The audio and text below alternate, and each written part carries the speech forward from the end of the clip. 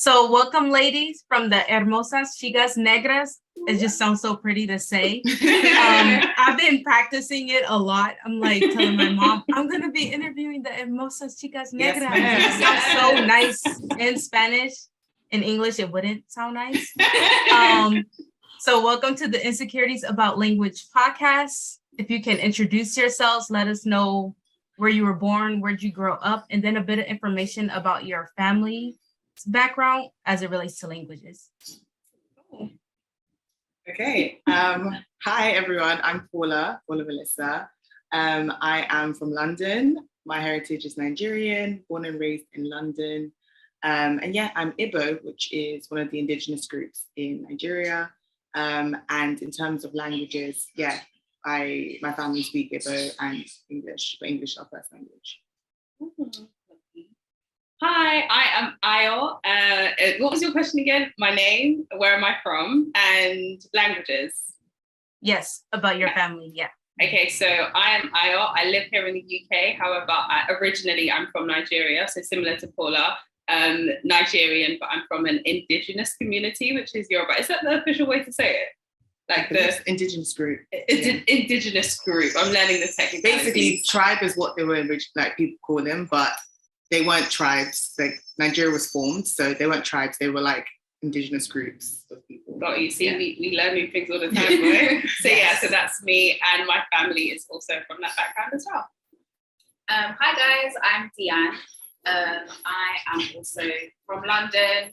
My family are from Jamaica and from Cuba. So my grandfather, who's Cuban, his first language was Spanish, but everybody else would speak English, and then dialect would be Jamaican as well. Come on. That's nice. That's cool. Can you speak more about your language journey as it relates to school, college, your environment, the languages spoken at home? Sure. I think I'm the only one who started learning Spanish in school, right? Yeah. So I have been learning Spanish for quite a while. I started in secondary school, which was a ways away now. So that was my first experience with Spanish. And I basically continued that on after my formal education in secondary school. I went on to do online tutoring when I was in university, and I was just trying to do a thing by myself whilst I was actually in college.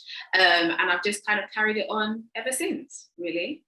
Yeah, love that. In terms of my experiences with languages, so English is my first language. When I was younger, my dad taught my siblings and I Yoruba. And I didn't appreciate this when we were younger, but basically my man had us literally like Yoruba lessons, and I hated it. Like literally on a weekend, it's like we had to do Yoruba lessons and didn't appreciate it. But then growing up, I was able to like understand the language. My parents would speak to us in the language. We would speak to them back in the language. And then in 2016, I started learning Spanish. And yeah, here we are with español. Yay. And for me, so born and raised in London, speaking English. My parents speak English as their first and main language. They only really speak Igbo to each other. And so I never grew up speaking Igbo or being taught it. And so I only started speaking it or learning it because I wanted to have something connected to my culture that I could pass on to my kids. So I started self-teaching Igbo in 2019 in preparation for a trip with my family to Nigeria for the first time. And yeah, that went well. I was very, very basic conversational Igbo, just so that I could like speak to a couple of the elders. But as everyone knows, but not everyone knows this, but everyone in Nigeria speaks English. So I didn't actually need to learn Igbo. I just wanted to be able to speak to some of the elders in the village who don't speak English. So I did that for that trip. And then after that, just kind of slowly kept it up, but not seriously. I do a weekly lesson with some friends and family. And that's just so that I can have a basic understanding of the language, because I intend to pass it on to my kids. Spanish, I started learning in 2020, so that's quite recent. And that was the first language I actually actively wanted to learn and self-taught, or I'm self-teaching. So it was more, this sounds like an interesting language to pick up after literally not learning any other language other than Igbo.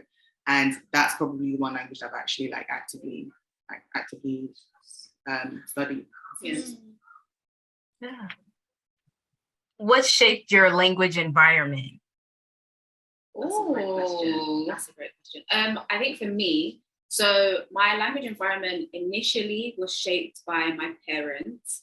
And that wasn't even with Spanish, it was with French. So when I was really, really young, they had me in like a private tutoring situation. And I actually got really, really good. I was giving fluency. It was giving fluent French. Come on. And then my French tutor moved away and my parents don't speak French. So literally it just stopped. By that point, I was still an only child. I was very, very, very young. And then when it came to Spanish now, obviously, being that my grandfather is Cuban, you would think that that really heavily influenced my, I guess, relationship with the language and my environment. However, because he passed away like before I was born and very early on into my dad's childhood, I don't know that they even had that much close relationship with the language itself. But as I've grown older, because I was kind of exposed to Spanish, being that I was in secondary school and it was one of my favorite subjects, as I continued to grow and continued to evolve in my just interest and my passion for Spanish, I began surrounding myself with the language and the culture via like YouTube. I listened to songs, I listened to music. And as I continued with that, I then was able to meet people and meet these two lovely ladies. My language environment in regards to Spanish has mostly been shaped, I would say, by Paula and I, to be honest, because you two are the immediate people in which I share Spanish with. Like everybody else is more like they're interested by the fact that I speak it, however they're not interested in it. So I would say it's been like a mismatch of like me cultivating an environment for myself and then growing an environment along the way. Yeah, I love that, because I would definitely piggyback off that and say, theoretically, my dad, kicked us off with that whole, language learning, but it was something that was, in a sense, like in the nicest way possible, forced on us because we were young. Like he wanted us to understand our culture, and because we were born and bred here in the UK, but then we went to secondary school when we went to boarding school in Nigeria. So when we were in year 6, you're 11 when you're in year 6, right? So I could speak and understand the language. So I didn't really necessarily utilize it because, like Paula said, like everyone speaks English, and it was a private boarding school. So, we all spoke English, etc. However, so technically, like from the foundations, my dad definitely had that influence, right? But when it comes to Spanish, I would definitely say what sort of has shaped it is my love for people. Like Paula and Deanne would say, I am all the way on the extrovert scale. Like I'm out there, Like I'm very much an extrovert. I'm bold. I take risks, etc. Don't get me wrong. I do get rejected sometimes, but that's a story for another day, right? But the point of the matter is, because my love for people and communicating with people, that has shaped my desire to want to be able to use this language to be able to connect with people and explore places that I wouldn't ordinarily explore and be out in. So yeah, that's what I would say it shapes. And of course, like Paula said, like Deanne said, sorry, like Deanne said, like having both of them, like the fact that in the group chat, sometimes we'll just record voice notes, or whether we're having a conversation, just like, yeah. And by the way, it's not like every day, but when it happens, it happens. Because some people, like, we've got some YouTube comments like, oh, you lot are so lucky to have each other. We are, but please, we have busy lives. We don't talk on the phone all day, every day. Do you remember that comment from that person that was like, oh, I thought you guys were sisters? And I was like, okay, you're doing too much now. Like, that's cute. I was like, like, we do not share the same thing. Yeah. That's such a good way to say it. Yeah. Well, we are lucky to have each other, to be honest. Definitely. Yes, definitely. For me, I didn't really have many influences with my language landscape, as we called it, because my parents didn't really see, like some parents did, the intelligence or the richness of being able to communicate with someone in their language. Or what like people would call cultural capital, being able to like go to another European country and speak in the language and just have an air of like intelligence. My parents saw that with other things and not really with languages. So where, you know, like Deanne's parents were like, oh, let's, you know, while she's young, put her in a language camp, or with Iwa's parents being like, our culture is super important, let's teach it to us. My parents weren't really like that. They did the same thing with English itself. And that's a combination of reasons. I mean, being Igbo, like a big part of the indigenous group is assimilation to wherever you are, because Igbo people tend to be in the diaspora, they tend to be outside of Nigeria. And so when they are outside of Nigeria, they really assimilate to wherever they are. So they will speak the language, they'll speak like, they'll start a business, they'll be very much involved. And so in the same way, my parents were like, they wanted all of us to speak the perfect English. And you won't know this probably, well, you might not notice it being an American, but, and Iowa's accent sounds similar to me because we're from West London, but I grew up with like this whole thing of speaking the Queen's English, speaking posh in theory, because my parents were very much like, they wanted us to enunciate, they wanted us to sound, you know, like a Brit, I suppose. And so because of that, the time and effort that, you know, a lot of parents would give to their kids to try and learn more languages, we were doing that with English and not even with Igbo. And that was more of our parents thinking this would help them economically. And I really am glad they did that. But at the same time, I think they overlooked how valuable speaking languages is, especially when you're so young and you're able to understand multiple languages. So I think what influenced my language landscape as I got older was just learning more about my culture and deciding what it means to be a Black Brit, what it means to be British Nigerian, and learning more about the Nigerian side. I didn't really get to travel to Nigeria much as a kid. It was just a lot of circumstances. So once I was old enough to really like make my own decisions is when I started self-teaching and stopped waiting for my parents to do it because they weren't going to. And as soon as I did, I think my parents also woke up because that's when they got involved with the teaching as well. And then with the Spanish side, honestly, that was a very random choice. It was like, I went to holiday to Portugal, thought, oh, should I pick up Portuguese? And then I liked the sound of Spanish more, so decided to pick up Spanish. You know, it's lockdown. And then met loads of different communities online, obviously met the girls, and we're here now. So that, I feel like my landscape just kind of went flat, and then it was like a huge spike from 2019, and I just kind of kept it going. But yeah, I think the biggest influences have just been a curiosity to see what I didn't have when I was younger, and be more intentional about doing it now that I'm an adult. And God as well. Yeah. And God, yeah. So how did you guys all meet? I already listened to the episode, but I don't know if my audience know. So thank you for listening to the episode. Yes.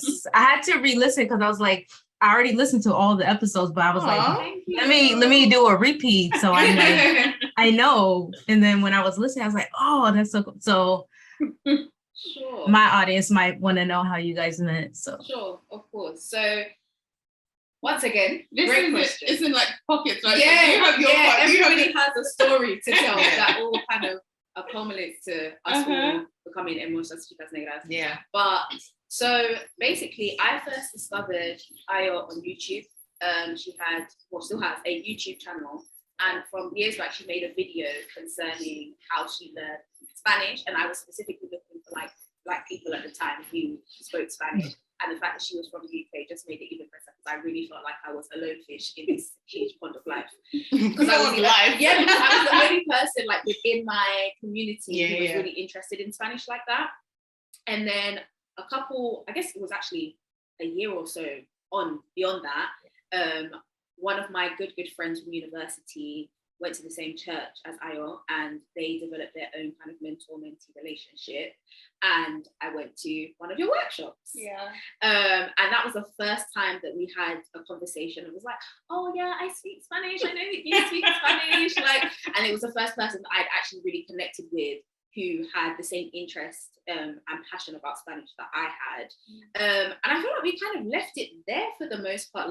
It was I was mostly just like in awe at the fact that I was able to meet her in person. Did you guys follow each other on Instagram or anything? I don't even know that we did. I don't think so. Honestly, it was just like, I was just meeting someone that I'd been admiring from afar for a very, very long time. And then post that, I met Paula very seemingly randomly. We went to a vision board party to kind of like decide what 2021 was going to be. It was 2020. We thought 2020 was going to be. We were very all off kilter, but that's a different story, a different day. And basically, I remember reaching out to Ayo about, I think I called you or sent you a voice note one time. Yeah, sent you a voice note that we ended up speaking on the phone and deciding like we were going to practice our Spanish because we were each other's support system when it came to that. But I guess from that point, it was just myself and I thing. It hadn't been brought to the table because I guess the next part feeds into that, really, isn't it? So and by the way, just for anyone listening to this, in case you're wondering if the YouTube video still exists, it doesn't. It's officially been unlisted. I mentioned this in one of because I think you did. People might go, oh, let me check the video, and it's not there anymore. Okay. So yeah, just letting you know. But so then after oh sorry. In the story, I'm like, is she gonna go back in? I'm sorry, I forgot about that. Go ahead. So so Deanna and I met. I love how we all know our I'm like, in the timeline, are we going from 2022 backwards? Like, okay. So Deanna and I met at this random vision party. I want to say December 2019. And I remember being attracted to Deanna mainly because she was nice and just like friendly. So we were talking like as friends at the table. She was like, oh, I do this. And I was like, oh, what do you do? She's like, I'm a writer. And I was like, oh, that's really cool. Like, blah, blah. Then she just like happened to say, oh, I spent a year in Madrid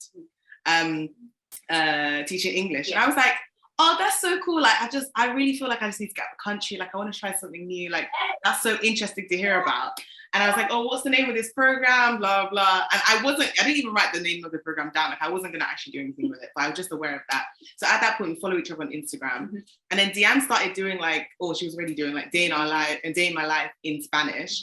And I was like, oh, this is so cool. Like, and I remember DMing her, like, this is really cool. Like, I'm thinking about picking up Spanish. And at that point, I really wasn't. But I was just like, oh, this seems cool. So she sent me a video that she had done with Ambi, who's like in the language community, specifically in Spanish. But I mean, she does have languages as well. And Deanne had done a video with her. And I was like, okay, I've saved this video. At one point, I'm going to watch it. And then we get to like February, and I'm at work one day and I'm just like scrolling through Twitter, and then randomly the British Council comes up. And the British Council were doing the program Deanne did, where they send English language teachers to random countries. So they'll have like Japan, China, and they have to have the Spain one.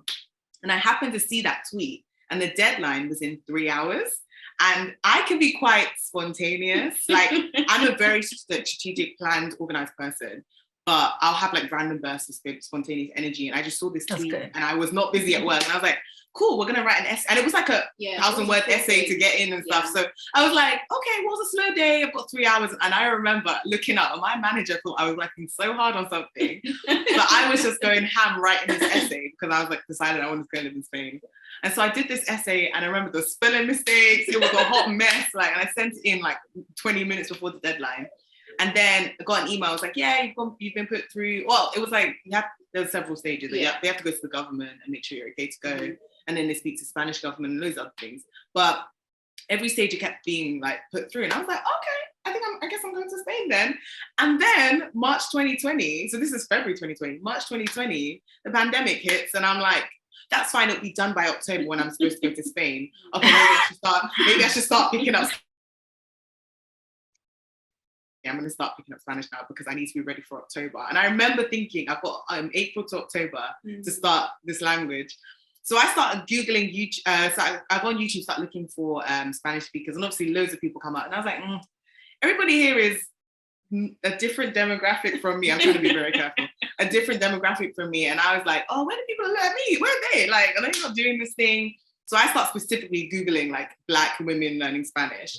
And because I had watched Deanne's video of Ambi, the algorithm started pushing Black women to me. So a video that came up was this girl who looked like me. And I was like, okay, cool, let's try this video. And it was Ayo. And she was like, hey guys. Oh, no, she didn't do that. It was in Spanish. So she said, she said things in English first, actually. The first part was in English. No, the first part was in Spanish, then the second part was in English. Is that the same video? I watched it. Okay, Yeah, with the blue sock. Yeah, so she like starts speaking. I was like, oh wow, like she sounds really good. Then she spoke in English, and I was like, because she sounded like me. I was like, oh my god, she's Black. But a lot of the Black Spanish teachers, Spanish speakers on YouTube are American. So I was waiting for her she was like, the second part of this video is going to be in English. And then she switched and then she sounded like a Londoner. And I was like, oh my gosh, like, and so I'm now looking, and I'm like very obsessive. I like to find out about people. So I started like going to her page to like find out where she was from.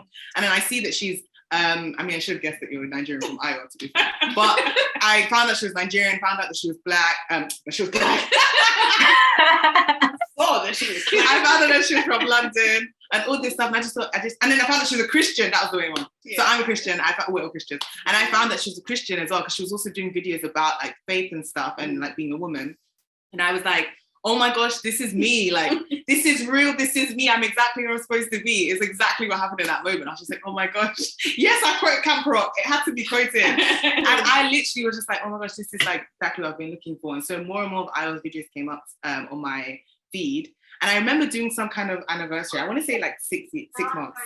What was it? Funny enough, I was watching the video the other day. I don't know. Or like 3 months. It wasn't a full year yet. No. I think it was. I think it was a full year. Maybe it was like 6 months. It was like 6 months or something. I did like at the time I was also doing YouTube. So I was doing like I was doing some Spanish content, like being a beginner. And I did some kind of like, I made it, I think it was 100 days. Yeah, I don't think it was that. It wasn't that long, yeah. It was like either 100 days or 6 months or something. I was doing like, guys, look how far I've come. And at that point, you know, I had a streak on Duolingo. I felt really comfortable with the language and I was like watching loads of stuff.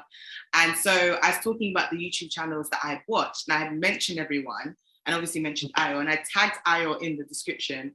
And then I didn't know that YouTube would like send that to her. So she saw it. And then we go to you.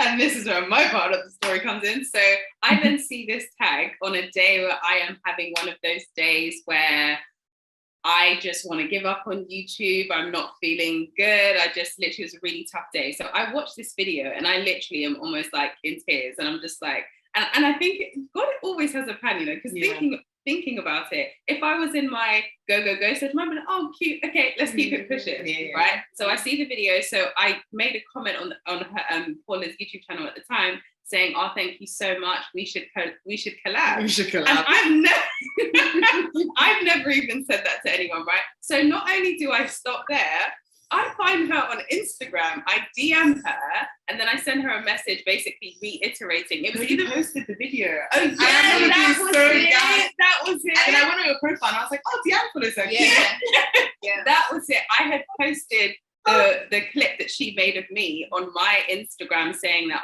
just basically some inspirational quote like I do, basically saying that you just never know whose day you're making, that Paula had made my day. So that's when we then our conversation then transitioned from the post to then DM. And cut a long story short, we were thinking that for our YouTube channel, we should do a collab. And then I had this idea. I was like, wait, but Deanne is also, because I'm having conversations with Deanne at this point. Yeah. Then I'm having conversations with Paula. I didn't know that they actually knew each other. So I'm now like, okay, why don't we just bring the three together, right? So it's time so I communicate this with Deanne, I communicate this with Paula. Time for me to set up the WhatsApp group, because I'm like, hey, having conversations with both of them separately, it's just long, because we were going back and forth with voice notes. Yeah. And then you weren't really on Instagram like that time. Yeah, no, you were like taking breaks. Yeah, just like in and out. So, and then the responses like 1 day, 2 days long and all of that stuff. So I was like, oh, let me set up a WhatsApp chat. And then literally I prayed, I was like, Holy Spirit, what should I call the group chat? Literally, Hermosas Chicas Negras. That's the name that came to me.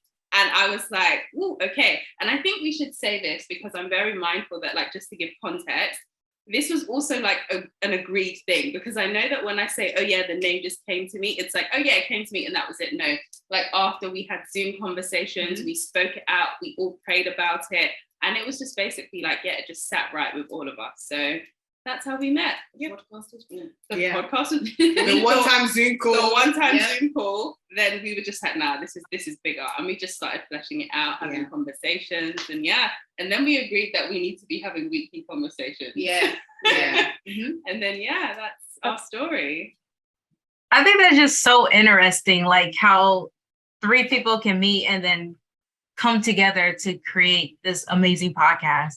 I really like your guys' story, and I love how you guys communicate with each other, because it's so natural. It's not like forced or anything, you know? So it's like, that's amazing. So Yeah. So you guys, the Spanish that you're learning is Dominican Spanish, correct? Or are you guys all learning different? Yeah. Oh, you're all different. Yeah. So I'm learning the Dominican dialect. Say it with your accent. I'm learning the dialect from La República Dominicana. Come on! And you guys are learning 2 others. Say Mexican Español para mí. And I started with European Spanish, but now on Colombian Spanish. Okay. We're doing Latin America. Yes. Yes. So what made you guys choose the different countries to learn Spanish from? And then what levels are you guys at with the Spanish language? Okay, so we actually found this, you both found this out on the podcast. So I actually first started off with European Spanish because at the time my motivation for originally starting was because of the previous relationship I was in. And then I've realized since meeting Paula that I do think I have dyslexia. I haven't officially been tested, but based on what... You want to explain that I'm dyslexic. Oh, sorry. Paula is... Since me and Paula, I realized that I probably got dyslexia.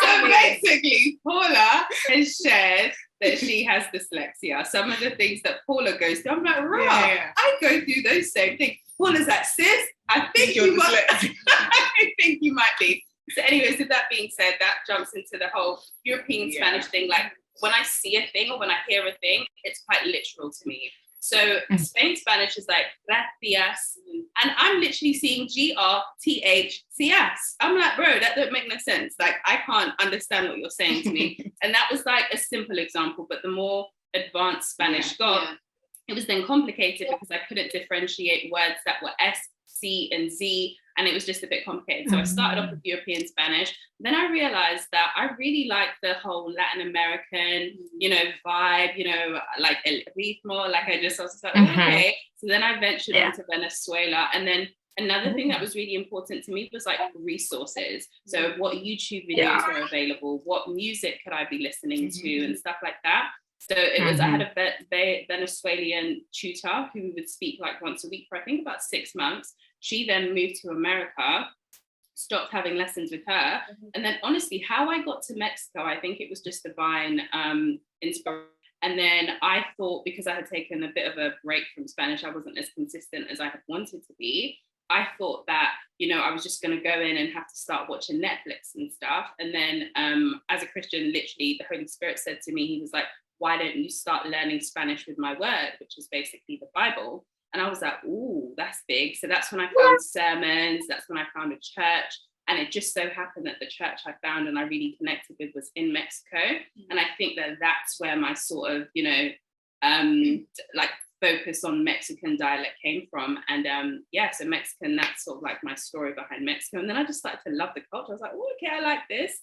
And then in terms of my level, it's interesting because the way you see yourself versus how other people see you are different. So I'm pretty okay. I'm man, let's take that again.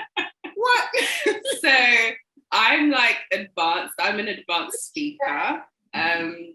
So I say that because there's always something that you're going after, right? So it's like, because there are things like I'm not yet able to communicate, I'm just like, okay, yeah, I'm advanced, but I'd probably say like advanced, basically. So I was trying to like, but that's me. You know what's so funny though? Like, because you had brought up the European Spanish, it's actually hilarious because all 3 of us actually started with European Spanish. That's true. I have a lot of like history with Dominican Spanish. However, the girls will tell you, I remember sending voice notes being like, guys, I don't know what to do. True. I feel like I should learn European Spanish. Like I was going back and forth. The contention was like very, very high just because of the proximity, because we are so much closer to Spain. And because I already lived in Spain, I was like, logic, the pieces are telling me choose European Spanish, but my heart is telling me something different, something completely different. But I think that is also something that is very common when it comes to, especially I would say probably for Brits learning Spanish because of proximity and the proximity that we have to the European Spanish and the culture that surrounds that versus Latin American Spanish, just because if like we had mentioned previous, like episodes of the podcast, if you're not already exposed to the community that are living here within the UK, it's a lot more difficult to kind of to find them and to get your way in. So I just thought that was really, really interesting. Yeah, we definitely all have had we've all dipped our toe in the water when it comes to European Spanish. 100%. And just very quickly on what you just said, it's so interesting because so many people say that, like in the American community, say, oh, you should be in Spain all the time if it's just next door. Bro, I have a job. First of all, okay. When we say it's just next door, it's not as next door as like Mexico to the States. It's not as next door as that. Literally, but that being said, it's definitely a lot more accessible, and we've all taken trips there. 100%. But we've not all taken trips to Mexico. So, exactly. So there's like the work, there's the finances, and there's just like the daily life of it all. That it's not necessarily. So yes, I just thought that was an interesting thing. But okay, I'll go next then. So I started with European Spanish as well, and that was because I was going to go to Spain. Yeah. Every time I think about it, I'm like, I actually was going to go to Spain. I was going to live in Spain. Las cervezas, por favor. Gracias. We're so silly. But I was learning European Spanish because I was going to be living in Madrid.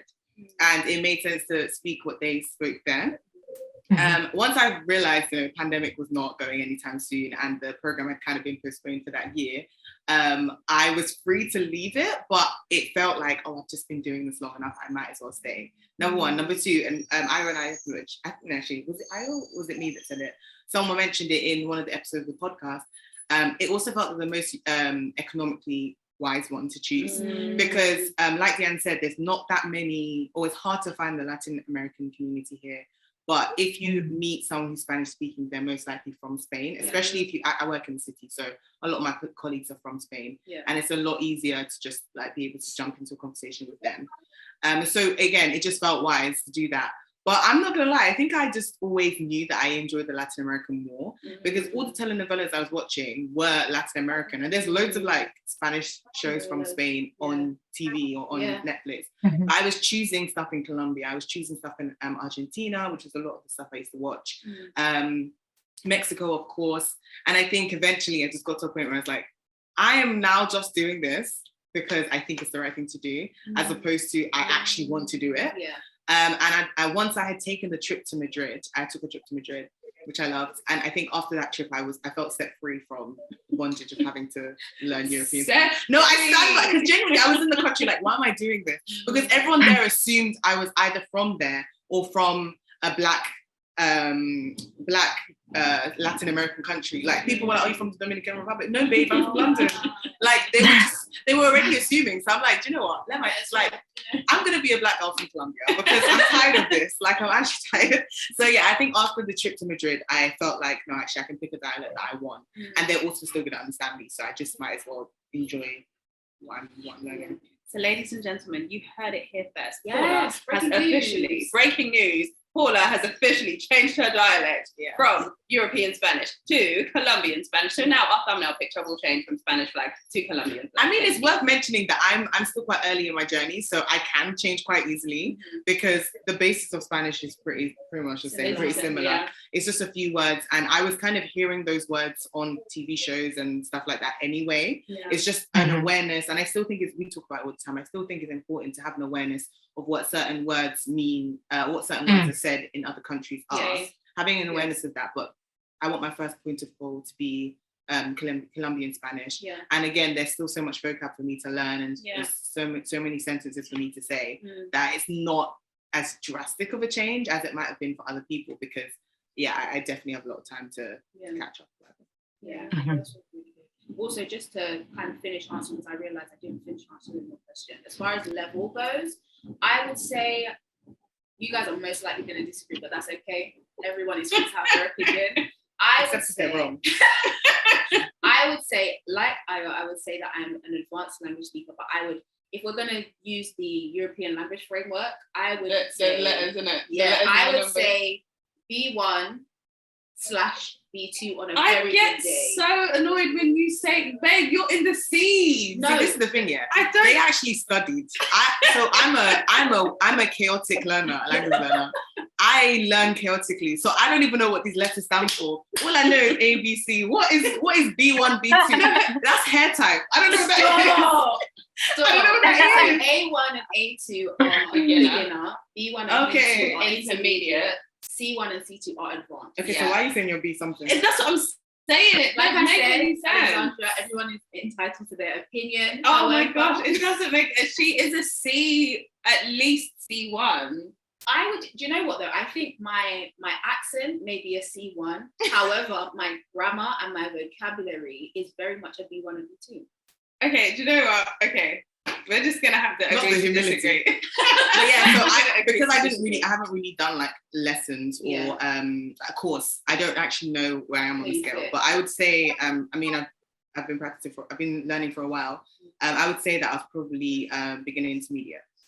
Yeah, because I can understand pretty fluently, but don't ask me to speak the language. You be speaking. Do I? Speaking, yes, you be speaking. We all go through those phases where we doubt ourselves 100%. Like we all do this where we know something and then we doubt ourselves and then it's like, oh, we knew it. But yeah, that's true. What's the hardest part about learning Spanish? Speaking the language. Honestly, opening your mouth and speaking is the hardest part. And a point on that we mentioned before, I'm dyslexic, so it affects my memory, especially my short-term memory. So I don't remember a lot of things that I actually know. So I know way more than you'll ever hear me speak, but to bring to my remembrance is quite difficult. I need quite a lot, like my senses need to be activated with the language, and that's quite difficult because language is very much you speak and you hear and you understand. But I need to hear the language, see the language, speak the language. I need to really interact with the language to remember it. And so a lot of the time in context, I can remember a couple words, but I cannot remember how to say that in a sentence, or I cannot remember how to respond to that, even if I do understand what is being said. So that's definitely my most difficult part of it. Yeah. Just, I would agree with that. Just so I'm not repeating the same answer, I'm trying to think, what's the most... Okay, Diane, you go, because I'm still trying to formulate my thoughts. I would say, actually, and this is something that has been really, really apparent recently for me, the hardest part is actually the lack of practice, and not when it comes to just, the lack of practice when it comes to speaking, but the lack of community and environment where I am not I don't want to say like the headhunter, but when you're speaking with people that like you're able to maneuver the conversations in a way that you can remain comfortable. That is true. However, so good. I think now what's been the hardest part is engaging with communities whereby I can't control how the conversation is going to go. Really good. And being amongst like native speakers so that I can actually get the full immersion experience. That's been the hardest part. So good. Oh my gosh, yeah, that's a really good point. That's a really good point. That is. I would say then, agreeing with both Paula and Deanne, I would say mine is engaging in the 4 language learning skills. So we have reading, we have writing, input is reading and listening, output is writing and speaking. Now, what I realized at first was that I was really great at listening, and then my input was great, but my output wasn't so great. So I would say the struggle is having a balance with my input and my output. And I realized my output is only going to be as great as my input because I need to have a lot of input for there to be any output. But oftentimes my output is not as consistent, and it's staying within that comfort zone of, let me read and let me listen. But then it's like, are you going to open your mouth and speak, which is what Paula was saying. Yeah. But then tying it into what Deanne is saying, again, it's like, are you going to open your mouth and speak in a way that you can't manipulate the conversation to be for your good? Could it just be like impromptu? So the other day on Thursday, I joined this Bible study group, and literally I didn't realize the woman was on Zoom, and I was doing something else, and then she comes on and she's like, can you hear me? Suddenly I see like, oh my gosh, I'm on a call. And just in the moment, there was no planning. I had no idea what I was going to say. And it's all of a sudden I'm stuttering and stammering. And I'm just like, I don't remember, like, this is not an interview. And it was just like, I just had to start flowing. Yeah. But then I had to flow in a sense where don't just say the words you're comfortable with, like get out of your comfort zone. Yeah. So yeah. I never really thought, I guess I didn't think about like the input and the output, but I feel like most people are better with listening and reading than they are with speaking or writing, because I feel like that with the language that I'm currently not really learning at the moment, but am learning. So I feel like that as well. So I'm better at listening and reading than I am at speaking. Yeah. And it's more like you literally just need to open your mouth and start speaking. Yeah, but absolutely. That's just such a nerve-wracking thing to do. You know. And you know what the beauty is as well as writing, because I never used to write in the early days, but I found that the brain power it takes to actually try and write a sentence and construct it, this magical thing happens that when you're then trying to speak it, the brain-hand connection that's happened when you're writing, by the way, I'm also really into like psychology, the brain connection that's happening when you're writing the language, you're then able to use that same, like the byproduct of that process, you're then able to use in like conversational stuff. And Deanne is a witness for this. Sometimes I'm on the phone to Deanne and I'm saying a sentence, I'm like, yo, I didn't even know I had that in my vocabulary. Yeah. But it was a combination through reading and then me also practicing sentences writing. So it's a game changer. So I'm encouraging myself more to track how much I'm writing a week so that I can improve that skill. And then my output of speaking is going to drastically improve. Yeah. That's good. Yeah. Thank you. What, how are you guys learning the Spanish language, and what are the tools and resources that are you using to continue? Well, we've got a whole channel on this, so we won't go too much into depth with this because we also don't want to like go too long because we can mention different stuff. So maybe if we just like mention one thing each, something, I don't know, what do you think in terms of? Yeah, so mine is TV shows and films. Yeah. I like TV shows, films. Mine is my Bible and sermons. Mine would be classes and TV shows. Yeah. And also Bible study group. Yeah. So you use those and you gain your Spanish knowledge from the shows and Bible study. And what did you say again, Deanne? I said classes. Classes. Okay. Yeah. Are you taking classes in person or are you doing those online? Mine are online. I use italki like once a week. Okay, yeah, I hear about that. I have yet to actually test it or try it. It's probably something I should do. I keep hearing about it. Mind you, we've skimmed over a lot of stuff. Yeah, so we didn't start doing these things, but just because we've mentioned this, like I think in like 3 of our episodes, if not more, we just don't want to like over repeat it. But definitely we have loads of resources on our page. Yes, and I would definitely link those because those are great episodes as well. So talk about language as it relates to your workplace, your personal life, and travel as well. I think that's definitely, well, day to day, I would say that's more Paula's remit because you have the most experience when it comes to like work relationships. Yeah, well, I have quite a few colleagues that are Spanish speaking. Again, like I mentioned, in the UK, especially in London, they tend to be from Spain. So one of my, I manage a couple of people at work, and one of my direct reports is from Barcelona. And so I work quite closely with her. In the office, there are a few more people. But in my day-to-day, I don't actually really speak to them in Spanish that much. I think with like work and travel, I like to travel. So I've been to Madrid, which I loved, and hopefully we'll go back soon. I have a lot of friends that, you know, because they follow me on socials, they know about HCN. And so they will say, oh, you speak Spanish, so do I. Well, my friend does. So like yesterday, I went to my boyfriend's house and his housemate speaks Spanish. And I didn't know about it because he's not from a Spanish-speaking country. Like he just randomly speaks it. Oh, wow. Yeah, I think I can't remember what he said, something about learning at uni, I think. And so then my boyfriend was like, oh, you know, this guy speaks Spanish. And I was like, oh my gosh, really? And we literally had like a full-on conversation. And then everyone else in the room was just like, okay, guys, we get it. Like, but that's genuinely the kind of thing that happens quite a lot to me. Once I do find out, we'll have that like initial burst of conversation. So that happens fairly frequently. So that's probably the most like in terms of just outside community or work or travel. But yeah, I think it's because people now know that I'm in that space because of socials. It wasn't just like when I was first learning, it was just me in my room. I didn't really put on social media until I wanted to. And so now it's more people come chat to me because they know that I do speak it. Yeah, I love that. Oh, and by the way, can we just say, she said she don't speak full-on conversation. It was like a very short conversation. But it's still conversation. Okay, so how does Spanish affect me? You said travel, work, and life, right? Yes. Yeah.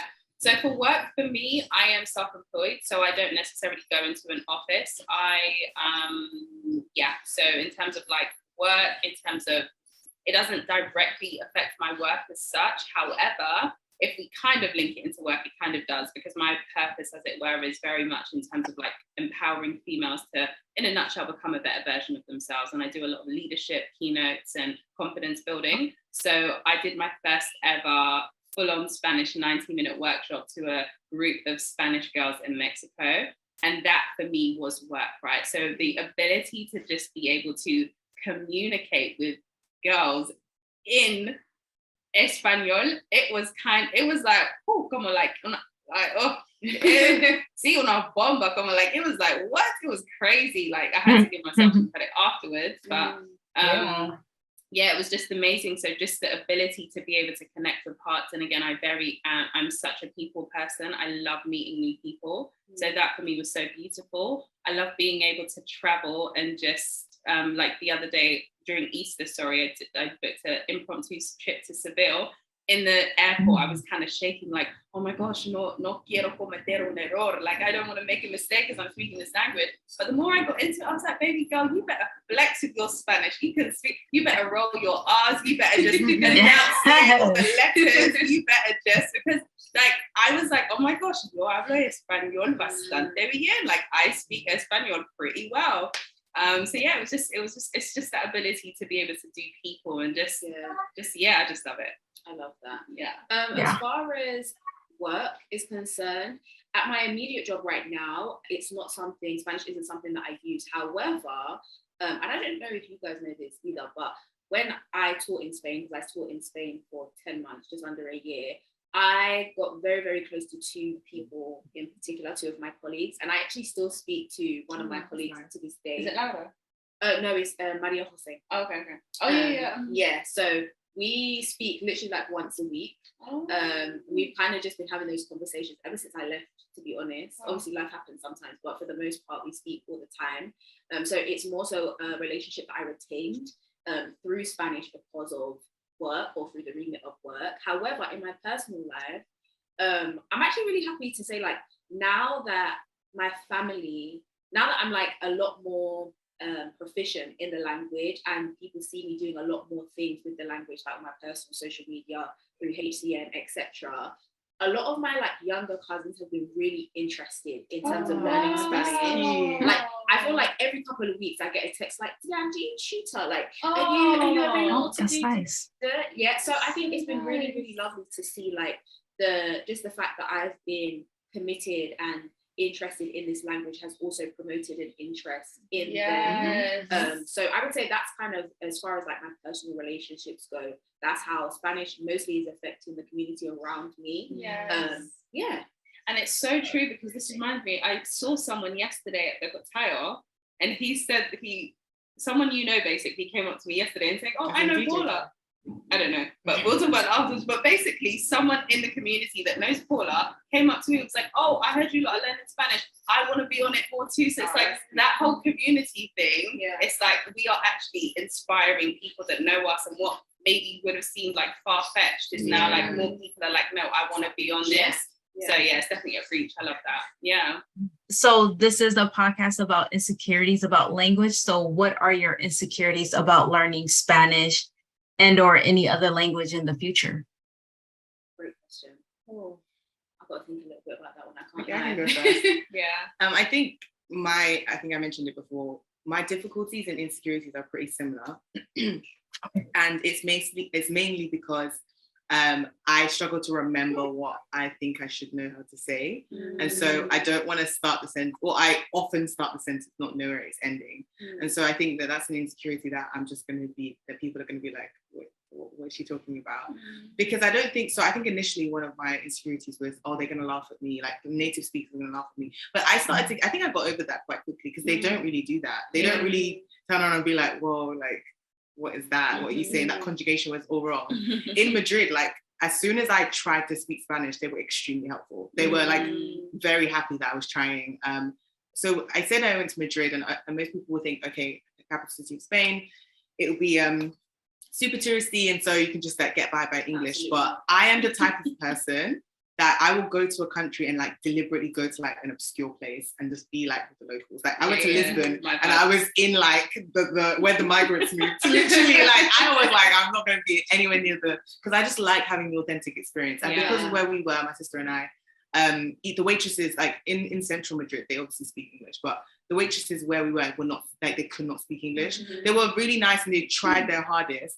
But I had to speak. I had to open my mouth and speak, and it was a very much forcing myself thing to do. Yeah. So I started trying, and she was so helpful. She was like muy bien, like she was proper, just trying to like encourage me, and went out of her way to understand me. Yeah. So I then went out of my way to be understood. Yeah. And so I realized at that point that like false insecurity that people are going to laugh at me, native speakers anyway, isn't real. Yeah. I think other language learners or people who have learned the language, they may judge you and they may tell you that your conjugation is incorrect and stuff like that. But again, because I only really practice Spanish with either native speakers or my friends, I've never really encountered like a super bad experience with Spanish that's made me want to like shut up and not speak the language again. So I'm aware of certain insecurities that are no longer problems for me because I'm aware of the truth about it. But then the other insecurities that are based on things that happen to be facts right now, like I just don't know a lot of things. That happens to be a fact right now. And that is an insecurity, but I think I'm aware that as time goes, this too will pass and I will get over it. But yeah, my current insecurity is just being able to speak like as fluently as I understand, and it's just knowing that that's probably going to happen right now. That's so good. I love that. I would say my current insecurity, and yeah, definitely, I love the terminology current, because these insecurities really be shifting, because some of the insecurities that I had mentioned in previous episodes, they're no longer an insecurity now, because it's like an advancing thing.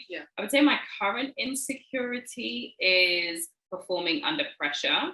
And what I mean by that is, and performing under pressure is even like, for example, the other day when the woman was on the Zoom call and I didn't realize she wasn't, it was just like that whole thing of like, oh my gosh, like I should know what to say. But deeper down, like going a bit deeper into this, like I'm a public figure in a sense where like I do keynote speeches, I speak on stages, I'm very much like a bold personality. And I feel like my insecurity is this whole thing of me saying that I'm fluent in the language, then there's an expectation put on me that you should be in any situation, cualquier situación, and you should just be able to flow.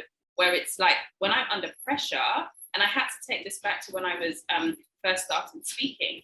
Now I can speak on the stage to thousands, but when I first started, I was like trembling, right? So it's growing through that process where under pressure we develop and learn how to perform. So I would say the insecurity is this idea I have of myself, touring around Latin America, doing these keynote speeches, and that's where I want to be. And because I don't feel like I'm quote unquote there yet in terms of performing under pressure, the insecurity is, oh, well, I'm not there yet. So like that expectation that is not really put on me, that I've put on myself, but I'm not living up to my own expectation. And then it's like that battle between, I don't want to lower the expectation because then we can go round and round in circles here, but I hope you've got some of what I said from this. It can go deep. I think much like Paula's at the very beginning, I think that's a very common insecurity, like the fear of speaking, the fear of like getting things wrong and being made fun of. I think that's just very common amongst the language learning space, no matter what language that you're learning. One thing for me, which was, I think the biggest insecurity that I never really actually spoke on, was how Spanish feeds into my culture and my heritage that I had no other connection to outside of the language. Because obviously, and I think it's mostly because when people react to like, oh, where are you from? Oh, I'm Jamaican and I'm Cuban. Oh, and you speak Spanish, and they get really excited about it. But the only connection, or the only like active connection that I have to Cuba as it stands, or as it stood really, was the Spanish language. Because that side of my family, that connection was kind of cut off very, very quickly because my grandfather passed away before I was born. So for me, to be able to reconcile me saying, yes, I learned this language, and yes, I have this heritage and it's important. However, the two are not synonymous. Like the connection is not a synonymous thing. I think that for me fed into, or the biggest insecurity that because I would genuinely, I preferred to keep the two separate. Like when people would ask me where am I from, I would literally just say Jamaica, because I didn't want to have to answer any questions, because I also speak Spanish, even though the two are actually not, they're not connected as much as people would expect them to be. So I think holding on to the fact that yes, I know this language and yes, this is my heritage. However, I'm making the connection now. It is not something that was already established, was the insecurity, because I didn't have the words to be able to formulate. Don't ask me any questions and stuff, because I can't give you any answers. But that wasn't your fault though. No, it definitely wasn't. But I think because of what I perceived and I could see the excitement that people had when they asked. And I'm pretty sure I did that. And when you were like, "Oh, I'm Cuban," I was like, "Oh my gosh, everybody speaks Spanish." I don't fault people, because it's an interesting thing. Do you know what I mean? Like it's a very interesting thing, and that's not something that you would typically hear from someone. But I think for me, it made me feel like it gave me a little bit of anxiety, just because I felt as though I would have to explain something that I didn't have the vocabulary to explain. However, now I definitely feel as though I'm able to develop a personal connection now that I do know the language, but also outside of that with my heritage. So therefore, like when people ask me about it, I can openly say, "Oh, I don't know much. However, I'm taking X steps to find out about X, Y, and Z." So for me, it's more so inviting people into the journey of me discovering how these two things are connected, rather than having this very like full out or already developed answer of who I am and why it is that I've chosen to learn Spanish. Because when people would ask, so of course it makes sense that you know Spanish because you're Cuban, and it's actually like, no, not really, because in my case that wasn't the case. But which is, I think is it speaks to just how the depth of languages within families, and just how cultures and how identity is, I guess, accumulated and adopted. So I think for me now, it's become a talking point that I'm very passionate about, and just letting people know that, like, yes, I speak Spanish, but yes, I'm also very much at the very beginning of developing a connection with that side of my heritage, and it doesn't have to be something that is already formulated, or it doesn't have to be your box standard answer for it to be a valid experience. Yeah, I'm hoping this is something we can talk more about in season 3, because I think the connection between language and identity is so interesting. And part of the reason why our name is HCN, Hermosas Chicas Negras, is because people are surprised to see Black women pick up a language seemingly randomly, not because they moved to Spain or they have a Spanish family or Spanish-speaking family. It seems quite like, oh, they did this for themselves. And obviously, as Christians, it's also part of our wider purpose. But we did it for ourselves. Like, we didn't have it put upon us. We didn't have it just, by osmosis, like we did with English and other languages. So I think it's something that we need to bring to the forefront in the next season, because that's what makes us stand out from like someone, teaching Argentinian Spanish because they are in Argentina. Or whatever the case may be. So we need your questions, people. Please put your questions. What do you want to know? What can we speak about? But over to you. Sorry. That's great. Because you already kind of talked about the death of language, and that's one of my topics I'm tackling. What does the death of language within families mean to you guys? I can start this one. So the death of language in my family is with Igbo. So again, I come from a Nigerian household where both my parents are of the indigenous group from Igbo lands or Igbo culture in Nigeria.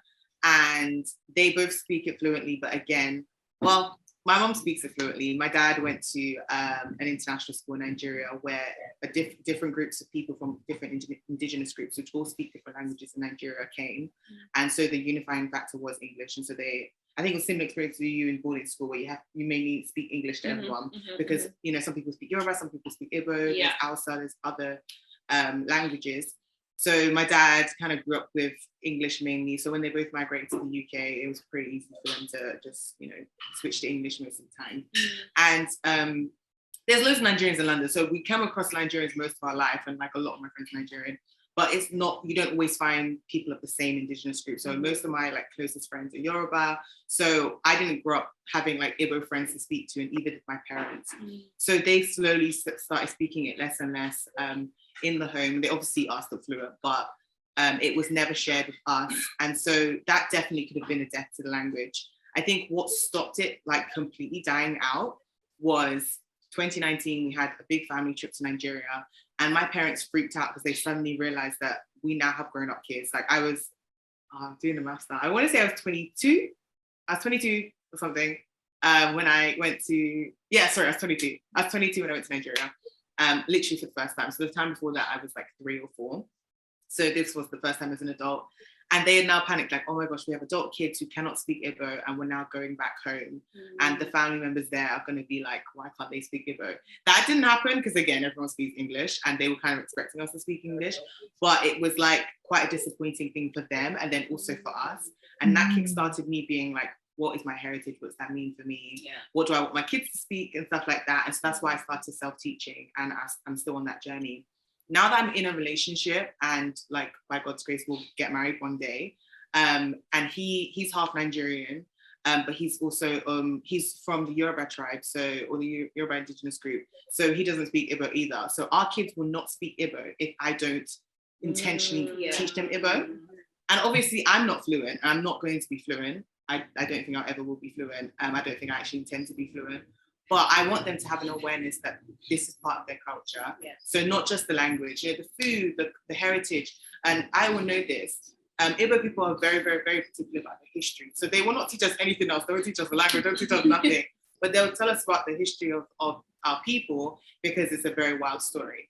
And so I know that these are things I want to give to my kids. And likewise, I talked to my boyfriend about us, dropping our kids off at my mum's house, dropping off our kids off at his parents' house, so that they can get the Igbo culture, they can get the Yoruba culture. And his mum's from Sierra Leone, so they can get that Sierra Leone culture as well. And that was important to me, because as much as we are Brits, and I love being a Brit, I love being a Londoner, I will shout about it from the rooftops. And I think we talk about being Londoners all the time. But it's so important to me that they do not think they are not Nigerian. Yeah. They do not think they're not Igbo. They are. This is part of who they are. And I feel like it would be a failure for me in my case. So no one else has to come for me, but in my case, it would be a failure if my future children grow up with no concept of what it means to be Igbo, with no concept of what it means to be Nigerian. That would be my failure, because I would have just thought, okay, it's not important anymore to pass on to them. So it will not be a death in my family. Into that. I would just say really quickly, in my family, it's definitely my Yoruba language. Yoruba is actually probably I'm saying I'm British accent, but anyways. It's definitely not dead in my home. My siblings and I only just realized that my parents only speak to each other in Yoruba. We only just realized that, I think this year or last year. It was actually my sister that clocked it, but they speak to us in English. It was just like, oh my goodness. So I hear it every single day, and I never realized. Literally, I hear it every single day. Well, when I'm at my parents, and I was like, well, I still live with my parents, by the way, but I'm not home 24/7 every day. Because like I hear it every day. Anyways, I hear it practically all the time, right? And I was like, oh my gosh, so it's definitely not dead. I personally want to, I don't know who I'm going to get married to. Husband, if you're watching this in the future, it's lovely to meet you. But if I do get married to a Nigerian man, if he's Yoruba, then 100% he has, they have to know the language the same way my dad gave us lessons. I want to give them lessons, and definitely Espanol in the end. What if he's Mexican? If he's Mexican, then baby, even better, because my Spanish will be up in the roof. Their Spanish will be up in the roof. But they have to learn Yoruba. They have to, by God's grace. Yeah. That's what we pray for our parents, to live well and live long, so that we can drop our kids off there. Mate. Because they need to spend time with grandparents and get them. So important. And the country itself. And the country itself. I think for me, the meaning, I guess, of the language within the family is just kind of like the loss of that language being able to be spoken and understood. And I would definitely say that happened in the case of Spanish with my family, just because of how things had transpired. So I definitely say that has happened. However, because of me and because of the the desire that I had and that was deposited on the inside of me, that is something that has been revived, or rebirth, if you will. My mum she was watching, we recently posted a vlog of us in a Dominican restaurant. And my mum was just watching the entire thing. I was like, Mum, like, because she was watching it with the screen small, and I was like, you can't read the subtitles that way. She was like, I don't need to read the subtitles. Okay. I'm listening. And she was really getting it because I was asking her questions, and I think just her being exposed, because I'd be playing like salsa music in house all the time. I speak to her in Spanish all the time. So that cultural element and that part of my heritage has definitely been rebirthed and being revived, and it is 110% something that will be passed down to my children. I've been saying this, but my children will learn Spanish before they learn English. They will. I think it's so interesting because I think the reverse will happen for me, in that it will be Spanish in my home and they'll get the English of the outside. Yeah, you said this. Can I just say that I've always been impressed how like steadfast you've been in that, because I had never, even when I started my language learning journey, I just thought it was a fun thing I was doing because I was single when I started. So I wasn't really thinking about like my future and it being something that was going to be lifelong or anything like that. Like, again, I was just trying to go to Madrid for a good time. Listen, I was just trying to have some nice weather. That's all I was doing. But then I remember Deanne being like, oh yeah, I'm going to have bilingual kids. Like, she was just so sure that the first language her kids are going to learn is Spanish. And I was like, girl, nothing, like not anything else, like not even English. Like, she was like, no, they're gonna like teach at school. I'm gonna speak my Spanish. I was like, what if your husband? She was like, no, we're going to be speaking Spanish. Like, she's always been sure, and that's what got me thinking. By the time I got into a relationship, hey, like these kids are gonna need to be able to learn other languages, because that's actually quite important. It's a skill. Do you think learning a new language helps you in your native language? Yes. Please answer. I think so. Wait, native language, English or Yoruba? What was your first language? Your first language. English was my first language. So Pardon English. me, sorry. Yeah. Okay. So does Spanish help me with my English? Yes. Really? I think so, because I'm now using words in English like present continuous. Mate, when was I using that prior? True. Okay, but you use that in the context of talking about language, though. You don't talk about. No, for example, I'm practicing, I'm preparing for a sermon or a speech I'm about to do. I'm like, the Holy Spirit, God's word is present continuous. Mate, I'm using it. That is so funny. Prior to that, when would that phrase terminology ever come to me? That's really so there's that. It's also helping me like actually think about grammar. So I used to hear this from polyglot videos that, when you learn multiple languages, it's going to mess up your native language. And in my mind, I was thinking, well, that must be a great problem to have. Like, I'd at least like to get to your level. And now that I'm thinking about it, now that I do speak 3 languages, it's so true. My English grammar be off. I said to my pastor yesterday, he was like, oh, Ayo, your knee's better. You're walking better. I was like, yeah, I'm walking a lot clearer. When I processed the fact that I said, that does not make no sense. But literally, I literally said that. Even my mum, she says to me, she's like, Ayo, and especially because I'm a keynote speaker, she's like, Ayo, I was, She's like, Ayo, that was off. So it's like, it's helping me in my English in a sense where I'm like, because Spanish is structured differently, Ayo, you have to be really intentional to now then not translate English as it were Spanish. So it's helping me become more conscious and, enunciate my words better and not make grammatical errors. I think, I wouldn't say that it has helped or impacted my native language negatively either. It just made me aware of how little I know about the English language. Oh yeah, that's so good. When I taught English in Spain, these children were asking me questions and I was like, I can't help you. Like, literally, when I went to Spain to teach, I learned that I know how to speak English, but I don't know how English works. And it really dawned on me, like, the more that I learned about even Spanish, like in Spanish classes and learning different grammar rules, when people are asking me, oh yeah, it's just the present continuous, but in Spanish, I'm like, babe, I don't know what you're talking about. In English, right? Can you tell me what, like, give me an example, give me a sentence. Yeah. And it could be something as simple as you just saying, oh no, it's the ing at the end of the Yeah, that's what, that makes sense to me. E-E-D-I-N-G, that's what I mean. Don't be doing past tense. Yep. So I think it definitely highlighted to me how little about the English language that I know, but I think also that encouraged me even just within Spanish to be like, oh, I don't need to know, oh, it is the imperfect parts. I just need to hear it enough to know and be able to recognize this is what sounds correct in this sentence. Yeah, that's really good. Yeah, absolutely. I think for me, it's not really affected English, but I'm also simultaneously learning Igbo. I mean, to a much slower scale, but speed, thank you. Much slower speed. It's not affected by English. No, it's not in theory affects my English, but Igbo and Spanish are extremely different languages. Igbo or Spanish is a Latin-based language, English is a Latin-based language. Igbo is not. It's very tonal. It's very words can mean sentences, sentences can mean words, different things like that. So they're very separate. But because in my mind, my phone is in Spanish, I read my Bible in Spanish, I text in Spanish, whatever.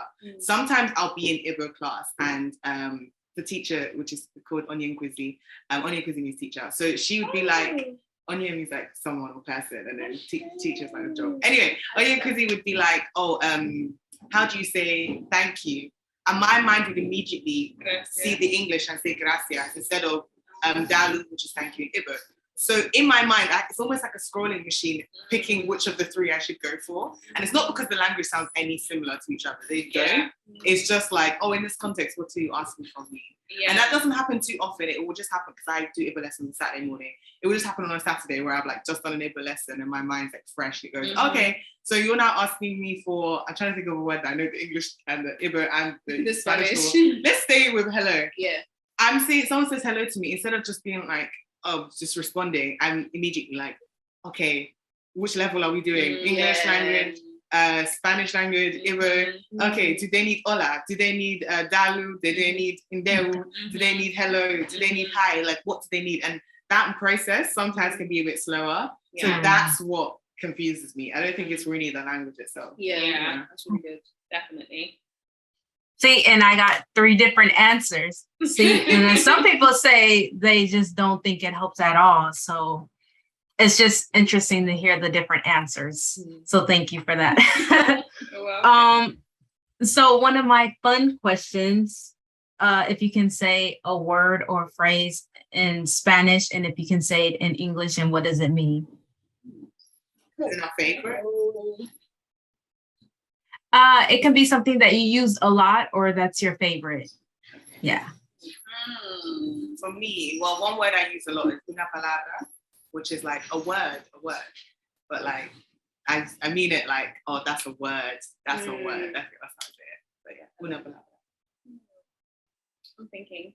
I have mine. I think it's just a little bit difficult to explain, but I'll say it. So I always say, which basically literally translated means I don't know what to tell you, but it's not so much like if someone asks me a question and I don't have a response. It's more so like if a situation arises and it's like, I can't help you, I'll just be like, pues yo no sé qué decirte, like, it is what it is. I use it very much like it is what it is. Yo no sé qué decirte. Good. Yeah. What do I say, Diane? I'm thinking. Like, we've upgraded from that one. We still say it, but let's upgrade a little bit. What's one thing that I say? I don't know.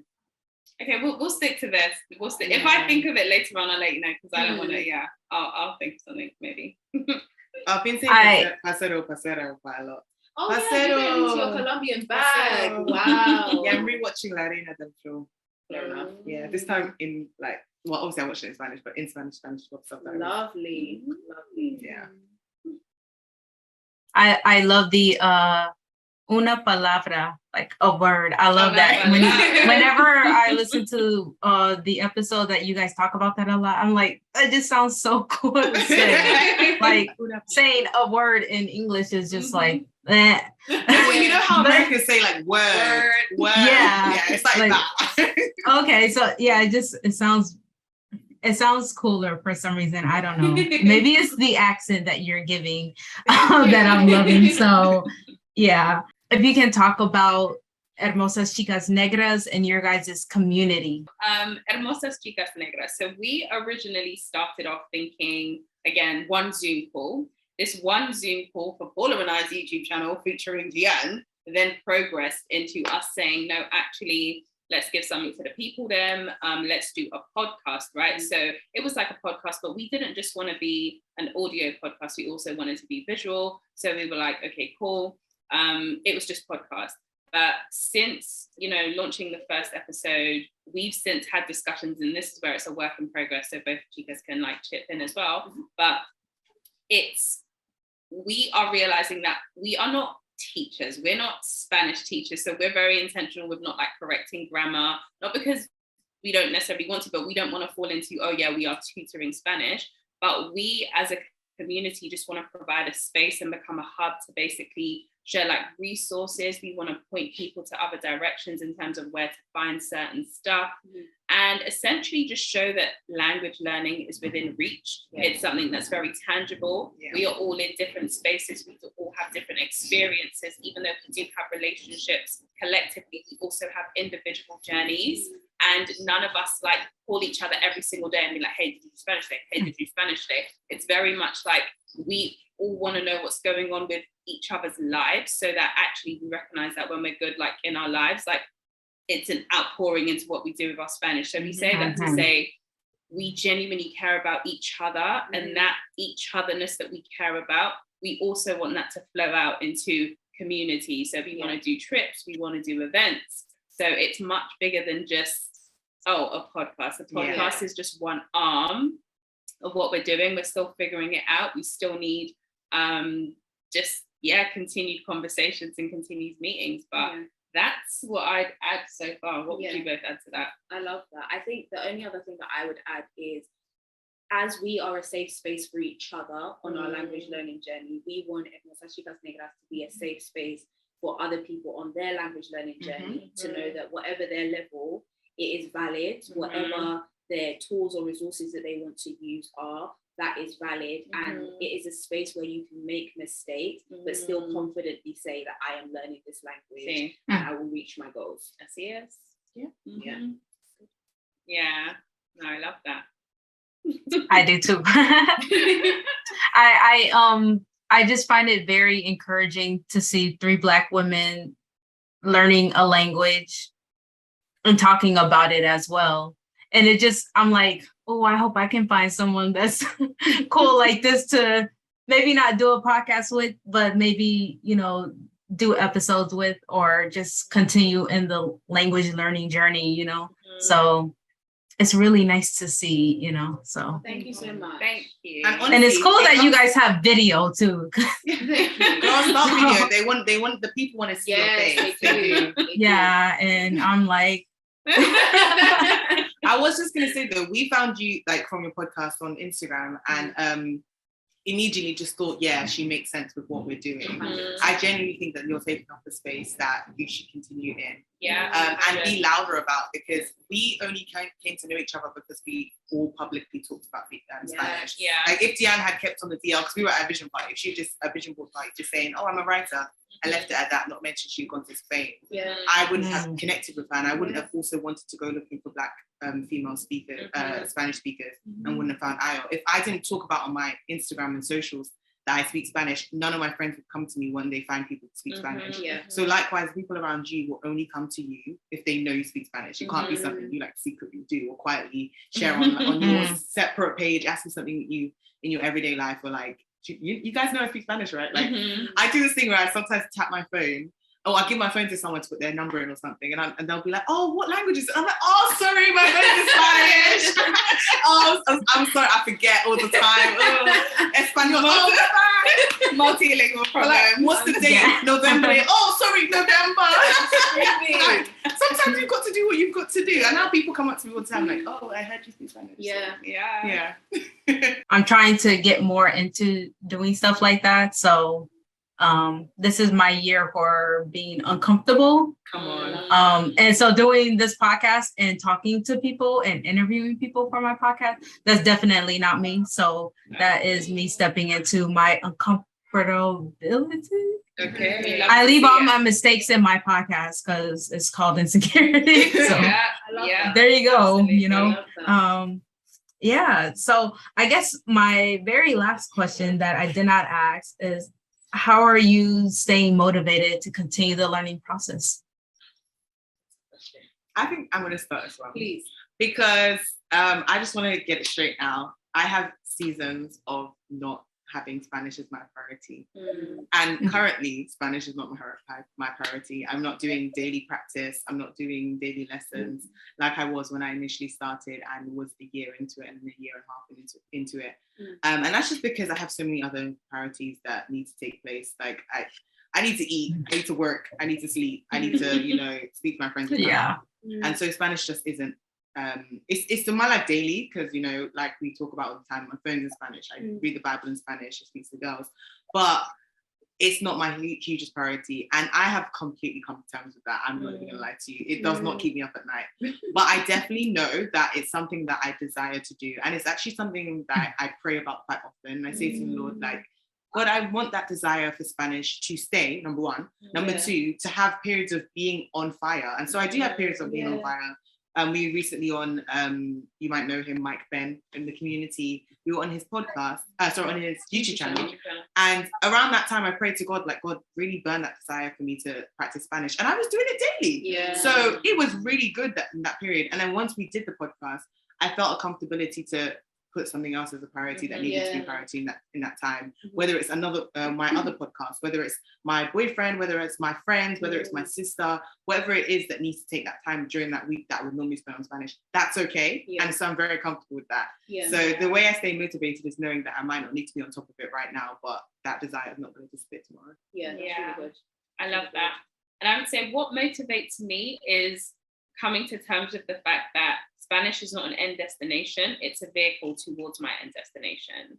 So for me, I'm very big on purpose and fulfilling purpose. So I recognize that connecting with those young women is my purpose, right? Enabling them, empowering them, equipping them with practical tools, that's my end goal and that's my ability. And also having fun with the language, right? So when I realized that that's what motivates me in English, there's less of a pressure to say, okay, I need to do this, achieve fluency, because I may never get to fluency in the sense that my brain wants to pick it up to, because I'm not politically fluent in Spanish. Like if I was in a room of politicians, I may not understand what you're saying, but in terms of another setting, I am. So I would say that's what motivates me, and just basically incorporating it into my daily life as it were, as opposed to seeing it as an end goal. So that really motivates me. I love that.